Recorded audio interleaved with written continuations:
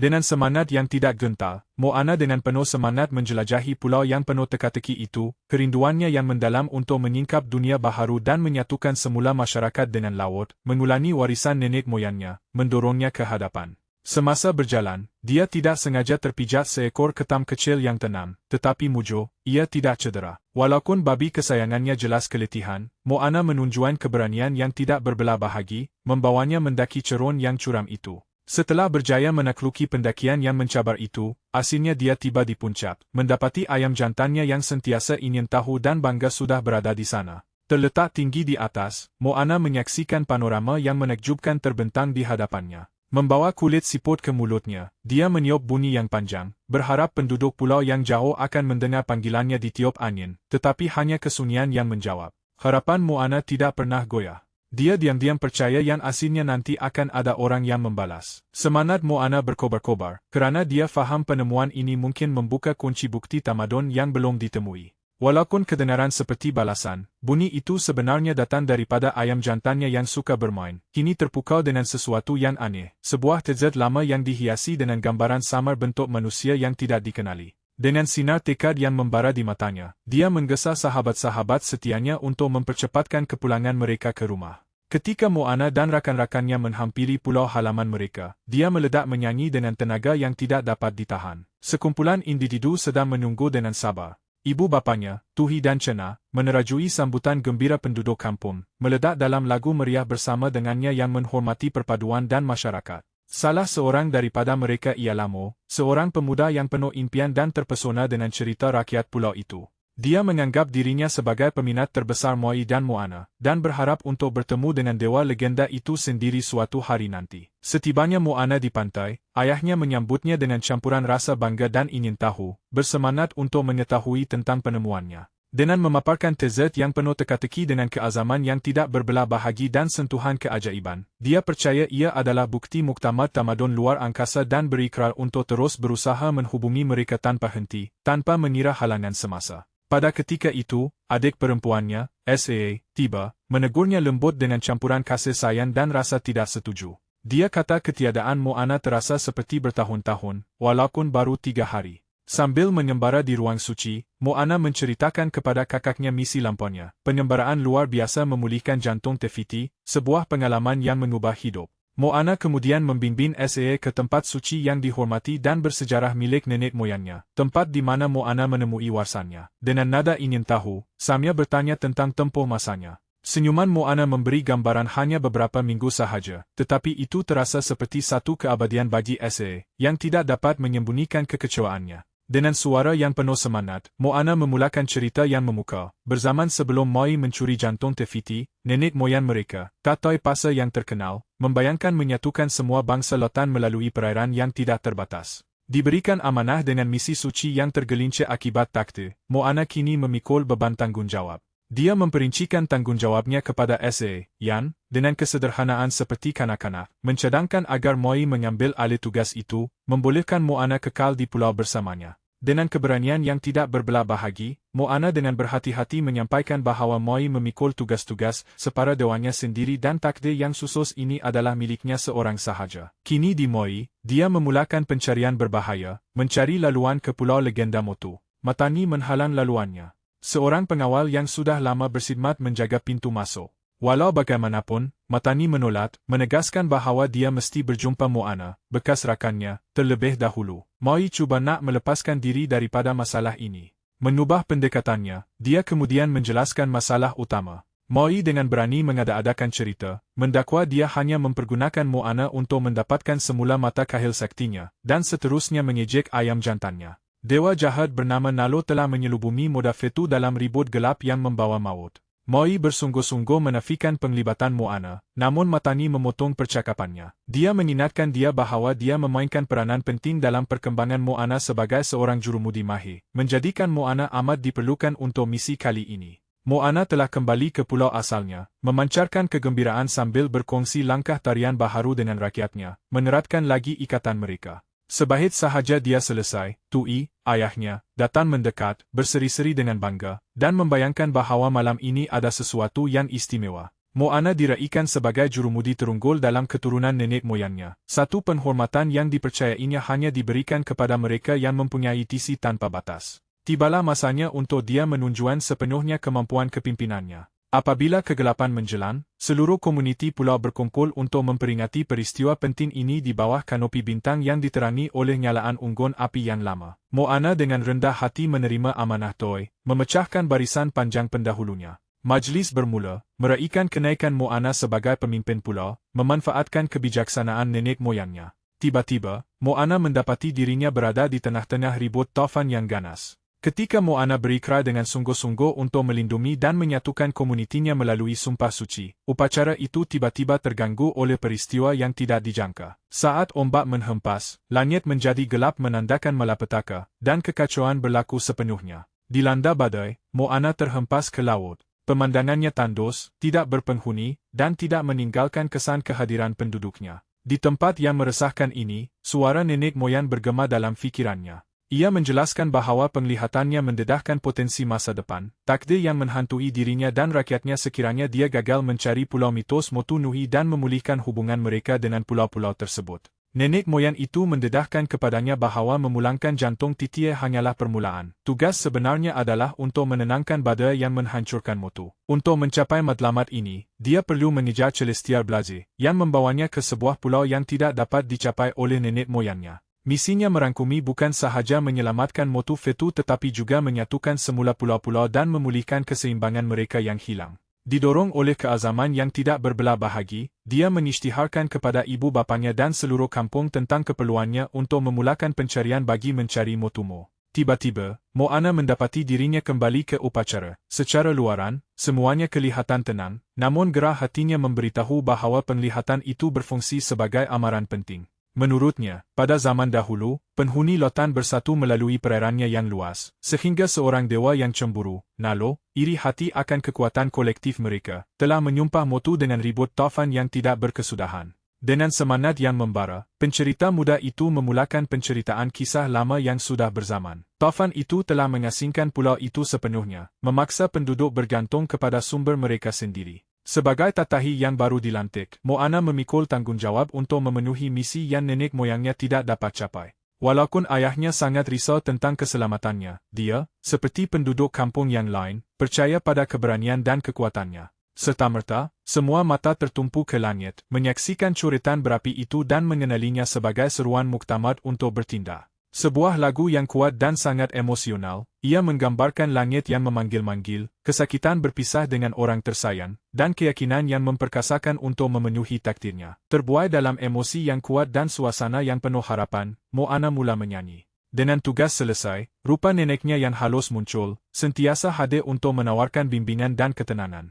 Neneknya meyakinkannya bahawa walaupun masa depan tidak jelas, perwatakannya akan membimbingnya. Keputusan yang dibuatnya pada waktu subuh akan menentukan hasilnya. Dengan rakyatnya berkumpul, Moana dengan berani mengumumkan pelayarannya untuk mencari Motu Fetu, menghadapi ribut, dan menyembuhkan perpecahan lautan, berikrar untuk kembali setelah menunaikan misinya. Pada saat itu, dia menyambung semula nyanyiannya, menukuhkan tekadnya untuk menghabiskan perjalanan ini, walau apapun halangan yang mendatang. Kerana bimbangkan bahaya, ibu Moana melarangnya daripada mengembara seorang diri, menekankan risiko yang amat besar dalam pelayaran bersendirian. Pada mulanya keberatan, Moana mengalah apabila ibunya mengingatkan tentang kelangsungan hidup ayam jantan dalam perjalanan sebelumnya, menaikkannya dengan teman. Loto, teman rapat Moana, muncul dan dengan bersemangat meminta untuk menyertai ekspedisi itu, memahami bahawa keperluan makanan mereka akan melampaui ikan. Hasilnya, Moana bersetuju, memahami bahawa bantuan yang betul akan melengkapkannya untuk menghadapi cabaran masa hadapan. Moana menentukan perlunya merekrut seorang petani untuk membekalkan pelbagai bekalan untuk pelayaran itu, sambil menguatkan diri untuk meminta bantuan Moi, melatih strategi perbualannya. Untuk meningkatkan keyakinannya, dia berlatih baris pembukaannya. Tetapi sebelum dia sempat bercakap, Monty, pencerita muda yang dahagakan pengembaraan, muncul di tempat kejadian, mengumumkan dia akan menyertai mereka. Pada masa yang sama, S.A. yang muda, menunjukkan kepolosan seperti kanak-kanak, merayu kepada Moana untuk menemaninya. Moana dengan lembut menjelaskan bahawa dia belum bersedia untuk menghadapi bahaya lautan. Terharu dengan kata-kata Moana yang menyentuh hati, S.A. menghadiahkannya dengan bintang laut yang melambangkan rumah dan hubungan abadi mereka. Terharu dengan pemberian itu, Moana menerimanya dengan rasa syukur dan memulakan pelayarannya bersama krunya. Pada masa yang sama, Moi mendapati dirinya terperangkap dalam perangkap yang rumit, diburukan lagi oleh ketidakupayaan untuk mencapai mata kahil ikannya yang ajaib. Walaupun kata-kata itu cuba membebaskannya, mereka tidak berjaya. Walaupun tatu-tatunya, perwujudan hati nuraninya, berbisik tentang Moana yang akan datang menyelamatkannya, dia tetap berdegil menolak kemungkinan itu. Moi berkeras untuk menyelesaikan masalahnya sendiri dan lebih suka untuk tidak melibatkan dia. Tiba-tiba, Matani, si penjahat, muncul, menyejek ketidakberdayaannya dengan sindiran yang tajam, menawarkan kebebasan sambil dengan liciknya mendedahkan keinginannya untuk berjumpa Moana lagi. Moana kembali untuk menghadapi masalah baru. Beberapa anak kapal menyimpan perasaan takut terhadap laut, dan seorang pula tidak tahu berenang. Dengan kepimpinan yang teguh dan kesabaran yang berpanjangan, Moana menenangkan kebimbangan mereka, memupuk semangat menikmati pelayaran yang akan datang. Satu perasaan teruja yang ketara perlahan-lahan menyelubungi kumpulan itu, tetapi petani itu masih tidak yakin. Namun begitu, Moana memotivasikan mereka untuk terus berusaha. Walau bagaimanapun, kesulitan timbul jika arus yang kuat memesongkan perahu mereka daripada laluan yang diinginkan. Bentuk seperti daratan menjelma di ufuk, namun semakin mendekat, mereka mendapati ia bukanlah pulau yang diharapkan tetapi sesuatu yang jauh lebih mengancam. Mereka berdepan dengan Kakamura, pahlawan kelapa yang kecil tetapi garang yang melancarkan serangan tanpa henti. Ketika mereka nyaris terlepas daripada ditangkap, mereka berhadapan dengan bahaya yang jauh lebih besar, seekor kerang gergasi yang memakan segala-galanya di hadapannya. Dengan keberanian yang menjadi ciri khasnya, Moana dengan mahir mengubah hala-haluan perahu, menyelakan bencana dan berjaya menyembunyikan pasukannya. Malangnya, semasa cuba menyelamatkan ayam jantan itu daripada panah pelali, dia terkena dan lumpuh seketika. Di tengah kekecohan itu, Kakamura menangkap Moana dan rakan-rakannya, membawa mereka ke pulau mereka. Di persembahan mereka, Kong Kakamura mendedahkan masalah mereka. Pulau mereka wujud dalam perairan yang sama dengan Motunui, namun pembahagian lautan oleh Nalo untuk menakluki Kong Marin telah mengasingkan mereka daripada semua yang lain. Usaha mereka untuk menghubungkan pulau-pulau itu dihalang oleh kerang gergasi, menyebabkan mereka hidup dalam ketakutan dan terasing. Pada masa ini, mereka menjangkakan perpisahan yang berterusan selama-lamanya, kecuali jika kerang berpotensi mengalami kejatuhan. Moana, seorang wanita muda yang bersemangat dan gemar mengembara. Jika Moana dan kumpulannya berjaya, Kakamura kemudian akan membantu membimbing mereka ke Motu. Kakamura mengucapkan selamat tinggal mereka, meninggalkan Moana dan krunya untuk menghadapi cabaran itu secara bersendirian. Moana dan pasukannya, bersenjatakan toksin, bersiap sedia menghadapi kerang gergasi itu. Tetapi sebaik sahaja memasuki kedalamannya, arus kuat telah menenggelamkan mereka, menghamburkan bekalan mereka dan mengganggu rancangan mereka. Dalam langkah drastik dan tidak dijangka, di dalam cangkerang Bidaltia, kekacauan berlaku. Di tengah-tengah pusaran ganas dan pergerakan mengejut itu, mereka terlepas pegangan pada tombak yang syarat dengan toksin. Dengan bijak, Loto membawa 3 tombak tambahan, tetapi semuanya hilang dengan cepat dalam kekacutan yang berlaku. Secara individu, anak-anak kapal itu hilang apabila arus yang berbeza-beza menghanyutkan mereka melalui bahagian dalam kerang yang luas itu. Rakan-rakan Moana tersandung ke alam bayangan yang tidak diketahui. Ketua kumpulan itu terlihat kelibat yang disangkanya Kakamura dan, dengan keberanian yang tidak dijangka, melancarkan serangan. Namun, dia kecewa apabila mendapati ia adalah raksasa besar, bukan salah seorang daripada mereka. Mereka berjaya membebaskan separa dewa itu dan mendapatkan semula cangkoknya yang terkenal dan terpesona. Semasa pasukan Moana disambut oleh Moi, babi itu tiba-tiba jatuh dari tempat tinggi. Moi mengumumkan dengan senyuman lebar, masa untuk makan tengah hari. Tiba-tiba, ayam jantan itu berjalan masuk, membuatkan Moi berseluruh, masa makan. Namun, dia cepat faham yang ayam itu kepunyaan Moana, menandakan yang Moana berada berdekatan. Bertekad untuk mencarinya, Moi memulakan perjalanan bersama kumpulan itu. Ketika Moana bangun dengan mamai, dia bersayal adik perempuannya, Simia, memarahinya dengan dramatik. Moana, seluruh kampung akan membencimu selama-lamanya. Namun, dia segera faham bahawa itu hanyalah kelawar yang menipu penglihatannya. Tiba-tiba, Matani muncul, memperkenalkan dirinya sebagai pelindung kawasan laut terpencil ini. Dia mendedahkan yang dia tahu jalan ke Modafedu dan menawarkan bantuannya. Matani mendedahkan dia dikurung oleh dewa jahat Nalo dan merayu kepada Moana untuk mengalahkannya, sekaligus memecahkan ikatan kurungannya. Sewaktu dia beredar, Matani memberi Moana amaran samar. Walau apapun yang terjadi, sentiasa ada jalan lain ke hadapan. Matani kemudian memerangkap Moana di dalam skera mistet, mendedahkan bahawa Moana dikehendaki untuk melaksanakan tarian suci bagi membuka laluan ke Modafetu. Ketika Moana baru hendak bermula, Moi dan yang lain tiba. Dengan sokonan mereka, Moana mengumpul kekuatan dan melengkapkan tarian itu, sekaligus membuka portal dan mengesahkan takdirnya sebagai yang terpilih. Dengan Moi di belakang, Keno itu melalui portal tersebut secara individu. Sebelum mereka bertolak, Moana menjemput Matani untuk menemani mereka, tetapi penjaga itu menolak, menjelaskan bahawa majiknya menambatnya ke lokasi ini. Dengan nada pasrah dan harapan, Matani memberitahu Moana bahawa mengalahkan Nalo boleh membebaskannya, membolehkan mereka bersatu semula pada masa hadapan. Kadangkala, kemajuan memerlukan pelepasan, malah tempuh kehilangan arah, katanya sambil dia beredar. Ketika pasukan Moana meneruskan pelayaran mereka, Matani berbisik cemas kepada kelawar setianya. Jika Nalo tahu tentang perananku dalam pelariannya, habis kita semua.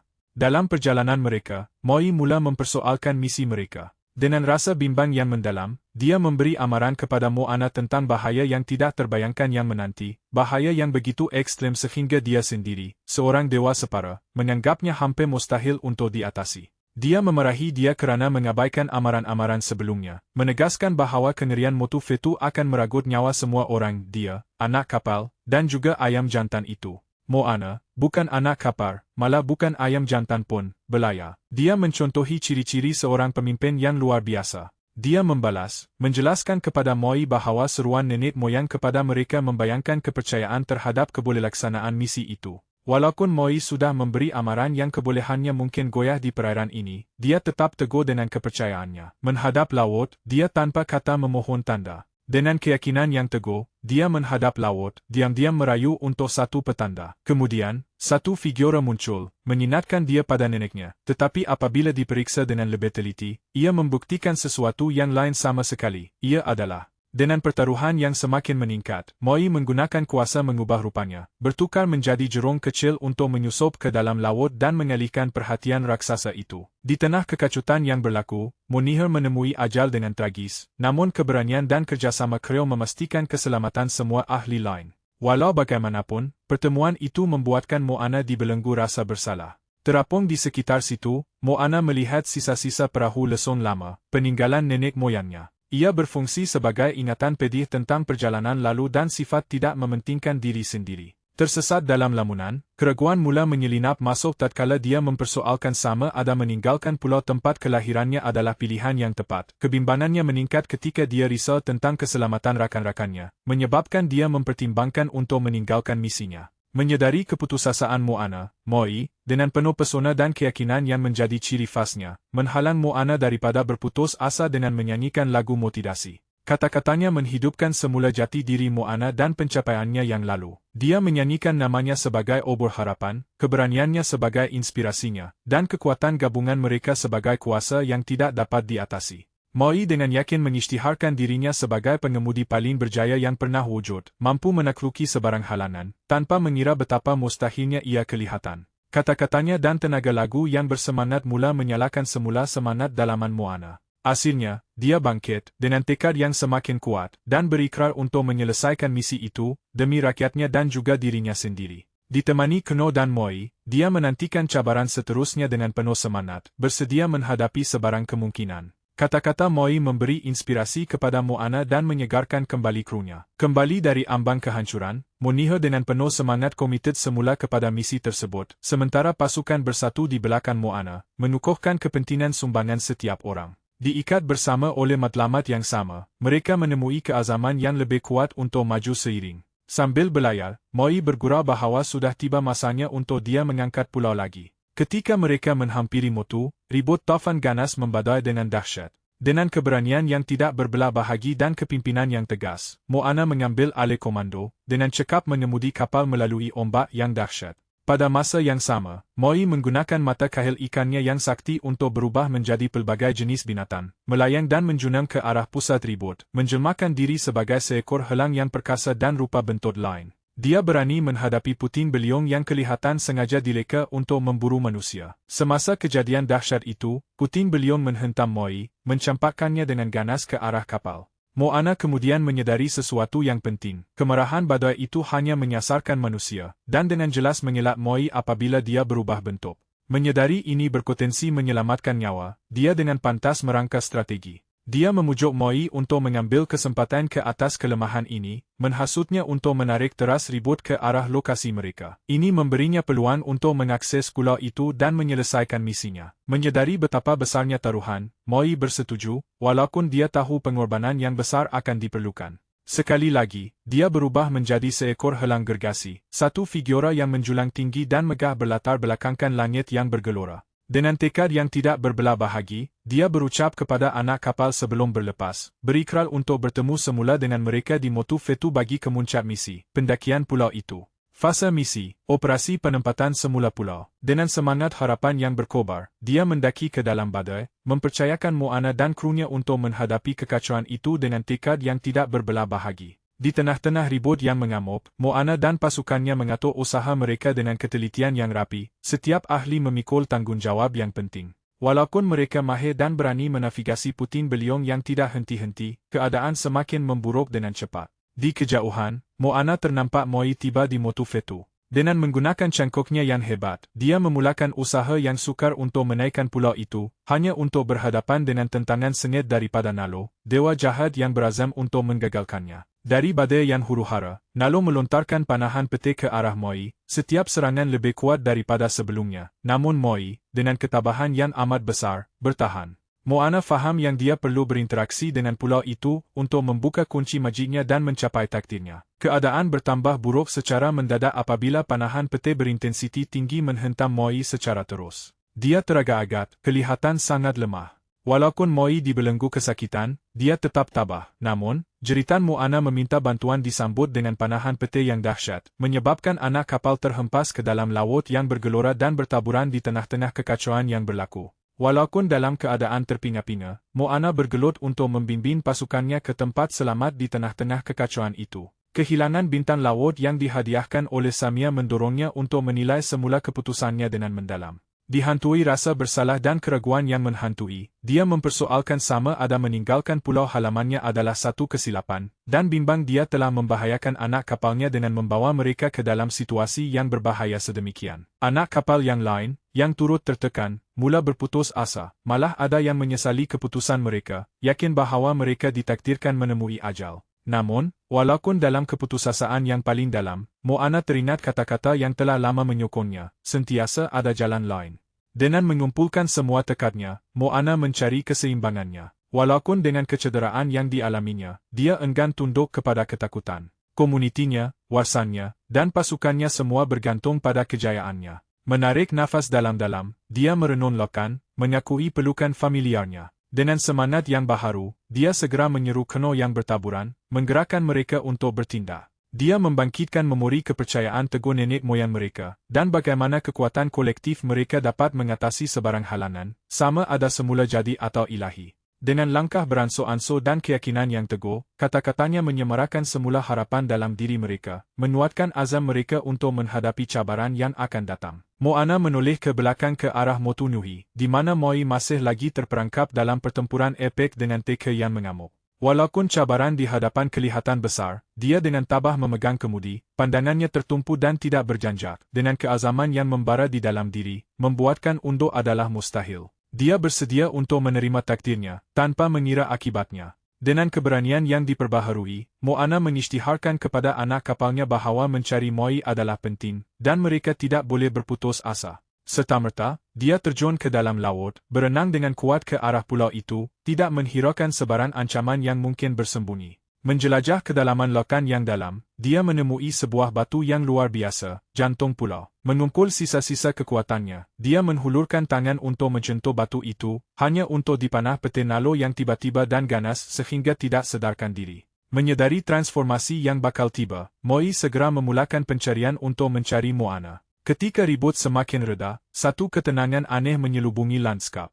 Menemui tubuhnya yang tidak bergerak di bawah permukaan, dia mengangkatnya ke arah cahaya. Tiba-tiba, Moana dikelilingi oleh nenek moyangnya, yang muncul dalam pancaran tenaga hangat dan berseri. Hancur luluh dan merayu, dia mencurahkan kepedihannya ke dalam balada yang sayu, merayu agar dia terjaga. Gema angkasawan yang gugur bergema dalam koe cakrawala yang penuh harapan. Menerajui ensembel itu, melodi neneknya membentuk hubungan yang mencentuh hati antara generasi. dalam detik yang benar-benar mempesonakan. Lautan berkilauan, diserap dengan tenaga mereka yang bertenaga, ketika cahaya mengalir ke dalam Moana. Dengan perlahan-lahan tersedar, dia membuka matanya, bersinar-sinar dan penuh dengan kekuatan baru. Apabila Moana bangun, dia disambut dengan pemandangan nenek moyangnya, Moi, dan semangat neneknya. Walaupun Moi tidak menghadapi bahaya fizikal, kehilangan tatu-tatunya menandakan hubungan yang terputus dengan yang ilahi. Namun, hampir serta-merta, tatu itu muncul semula secara individu, setiap satunya melambangkan keberaniannya semasa menghadapi pengalaman pahit baharu ini.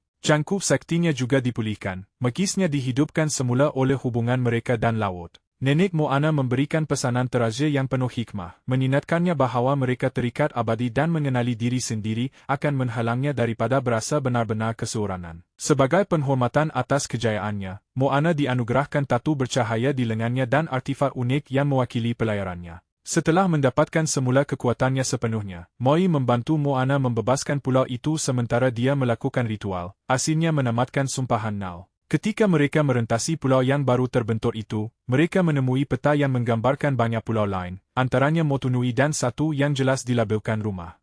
Tidak lama kemudian, orang ramai dari jauh mula datang, gembira dapat berhubung semula dan membina komuniti yang berkembang maju. Kemudian, Moi melawat semula Pulau Moana, menyampaikan hadiah istimewa kepada SE, teleskop yang berasal dari Modafetu.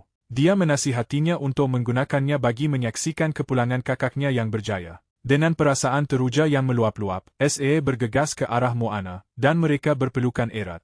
Dengan sukacita, ibu bapa Moana menyambut kepulangannya, dipenuhi dengan rasa bangga dan bersyukur atas pencapaiannya. Filem ini mencapai kemuncaknya dengan festival mewah, seluruh kampung menyanyi serentak untuk meraihkan permulaan baharu yang penuh dengan perpaduan dan harapan. Babat selepas kredit mendedahkan matangi berhadapan dengan Nalo yang beram, marah dengan kejayaan Moana mencapai Motufetu dan membebaskan pulau itu. Dengan menyimpan syak wasangka terhadap pengkhianatan, dia dengan keras menuntut jawapan. Walaupun penat dan kalah, Matani tetap menegaskan hutangnya telah dilangsaikan melalui tempoh yang lama di penjara. Nalo, dengan senyuman sinis, merantainya sekali lagi, sambil berkata, ini baru permulaan. Tiba-tiba, Tamatoa, seekor ketam yang kini jelas kehilangan sepitnya, muncul, menishtiharkan keinginannya sendiri untuk membalas dendam terhadap Moana. Kepala berdekah-dekah dengan penuh ancaman, Nalo merancang taktik seterusnya, bersedia untuk pengembaraan mendebarkan yang lain. Skrin bertukar menjadi gelap gelita, naratifnya tidak diselesaikan.